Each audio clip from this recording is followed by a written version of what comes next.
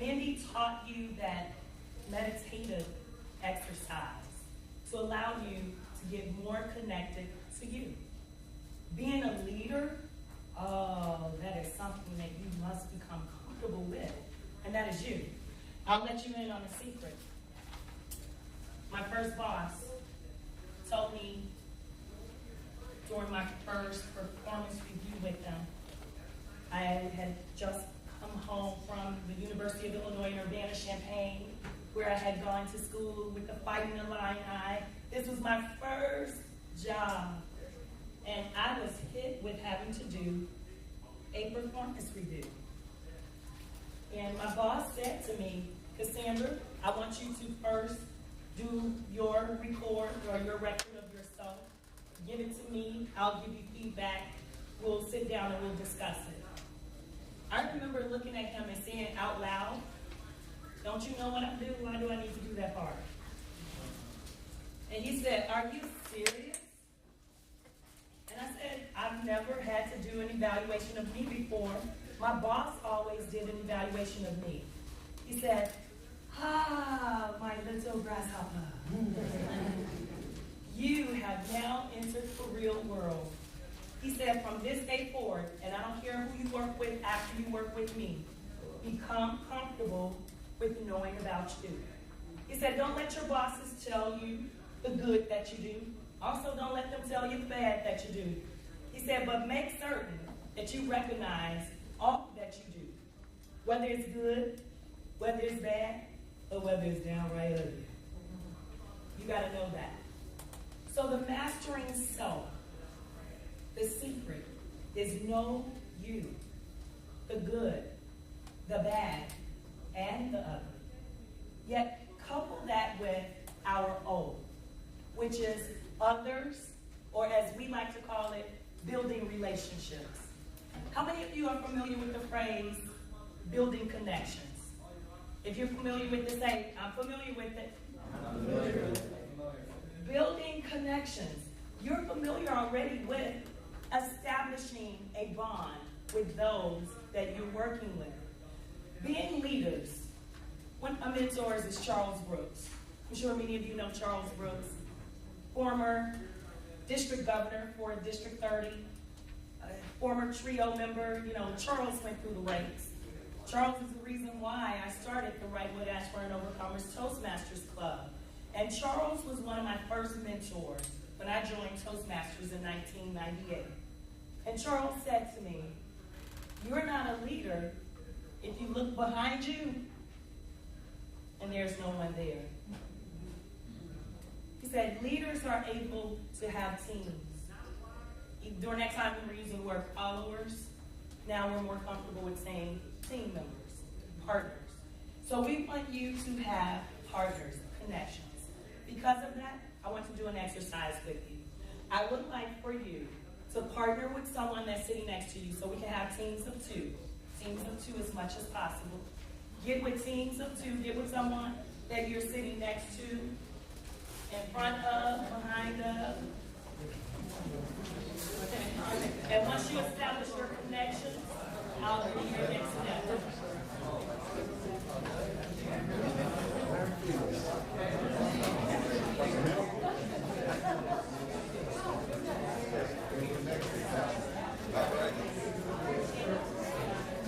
All right. Does it look as if we have partnerships? Yes. Yes. Good. So we have partners. Now, partners, here's what I want you to do next.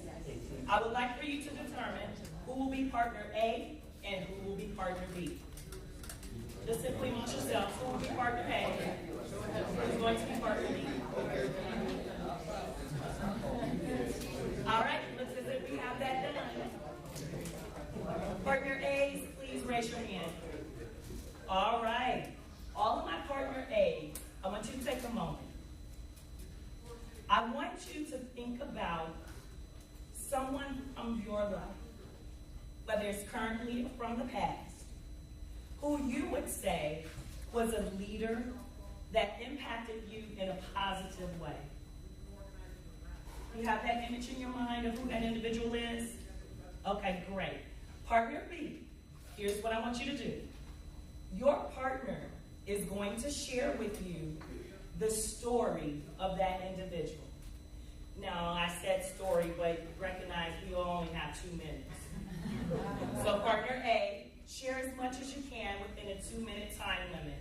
Partner B, I simply want you to focus on your story, listen to what you hear, take note in your mind of some key things. When that is done, I'll give you an opportunity to record what you experienced. Sounds fair enough? All right. Partner A, go for it. You have 2 minutes.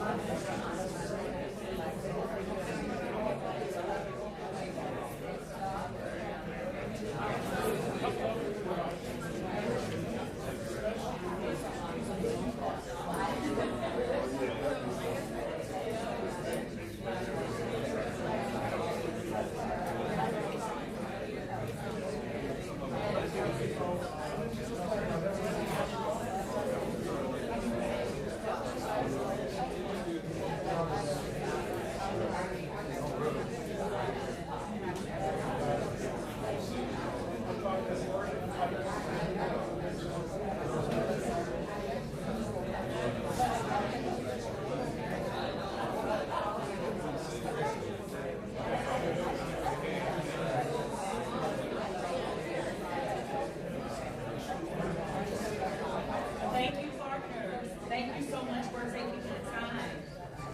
If you found that you enjoyed hearing partner A's story, give them a clap twice. Partner A, if you found that you appreciated how partner B engaged you in conversation, give them a clap twice as well. Good. Now, let me ask this question. As you were going through the exercise, primarily, let me first ask of partner A. Partner A, show me your hands again. Good, good.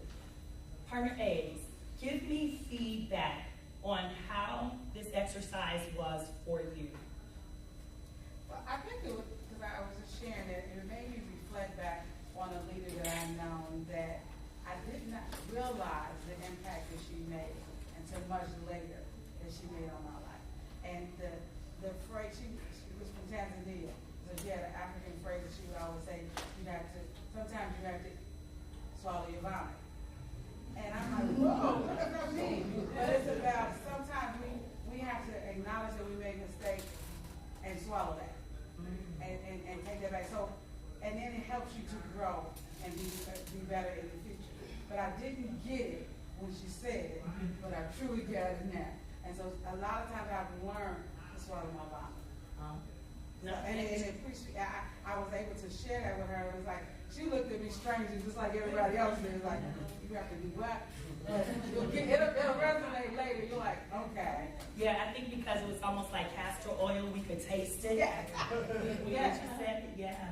It's Cherie, correct? Sherry. Thanks, Sherry, for that.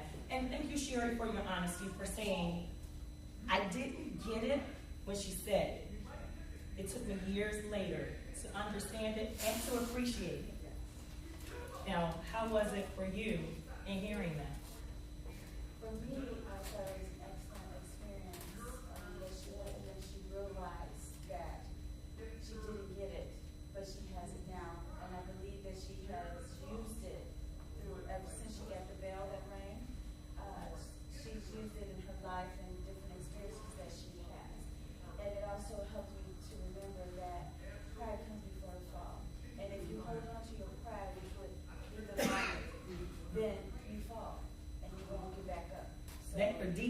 partners, weren't they?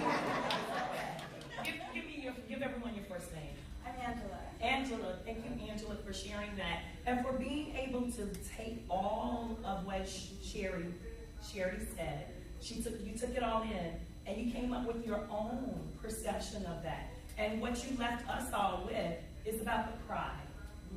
The pride comes before the fall, and as you said, that fall is what will create that vomit. Yet for both of you in your partnership, you had a connection. The story was shared, you were listening, and you both took something away from that. Let's give them a round of applause.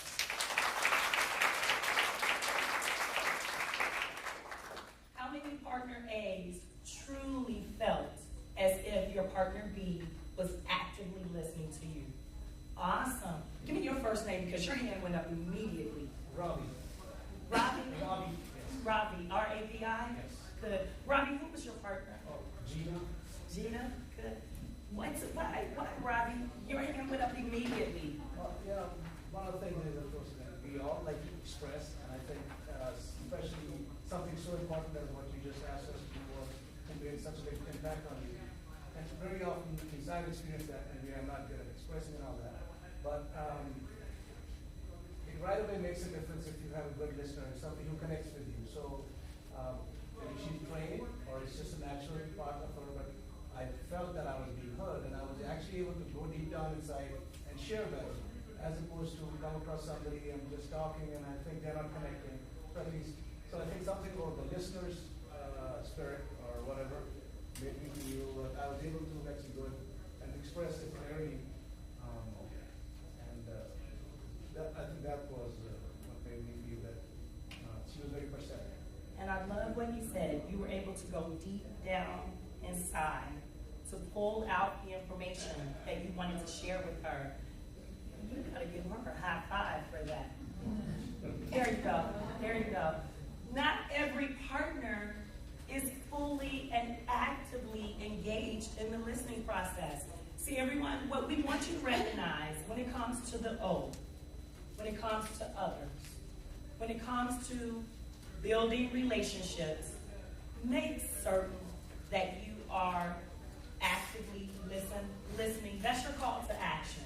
We want you to walk out of here, start paying more attention to those that you're communicating with by actively listening.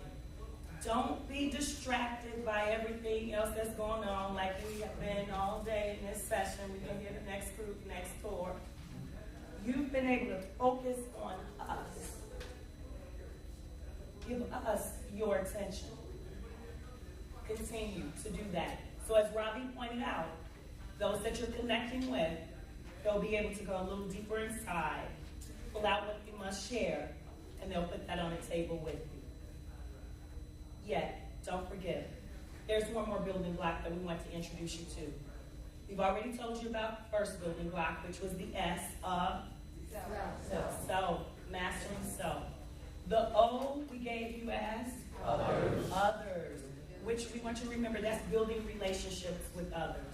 Yet the final S, Mindy is going to do the honors of closing that out and providing that to you. So let's welcome her back once again.